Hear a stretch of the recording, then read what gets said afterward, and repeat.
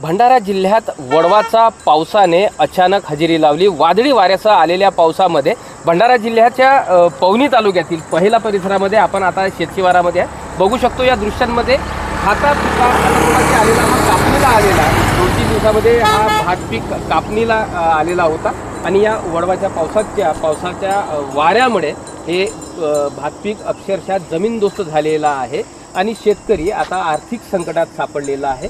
एकीकडे आता सध्या राज्यामध्ये कृषी सहाय्यक त्यांच्या विविध मागण्यांना घेऊन आंदोलनाच्या पवित्र्यात आहेत, तर आता हा शेतकरी या अशा अस्मानी संकटामध्ये सापडलेला आहे। एकंदरीतच आता या शेतकऱ्यांकडून जी एक अपेक्षा आहे सरकारकडून की तातडीने पंचनामे व्हावे, मात्र कृषी सहाय्यक संपावर असल्याने किती दिवस या कालावधी लागतो या पंचनाम्याला हे भविष्य अध्यंतरी आहे। मात्र या नुकसानी संदर्भात आपल्यासोबत एक शेतकरी आहे, आपण त्यांच्याकडनं जाणून घेऊया।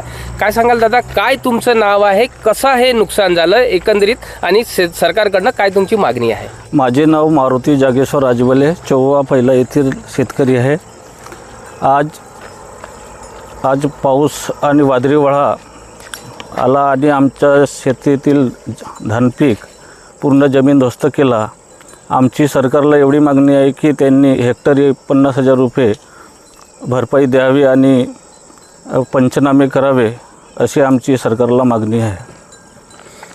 निश्चितच हे भात पीक घेत असताना या शेतकऱ्यांनी सोसायटी असो, बँक असो, सावकारी असो यांच्याकडनं कर्ज घेतलं आणि आता 4 दिवसामध्ये याची कापणी झाली असती, त्यानंतर याची विक्री झाल्यानंतर शेतकऱ्यांनी घेतलेलं जे कर्जाचं बोजा होता तो कमी झाला असता। मात्र निसर्गाने त्यांच्यावर पुन्हा एक आघात केल्याचं चित्र भंडारा जिल्ह्यात बघायला मिळत आहे आणि आता सरकार यांना कशा पद्धतीची मदत देणार याकडे या शेतकरी राजाचं लक्ष लागलेलं आहे। प्रशांत देसाई, एबीपी माझा, पहिला शेतशिवार, भंडारा।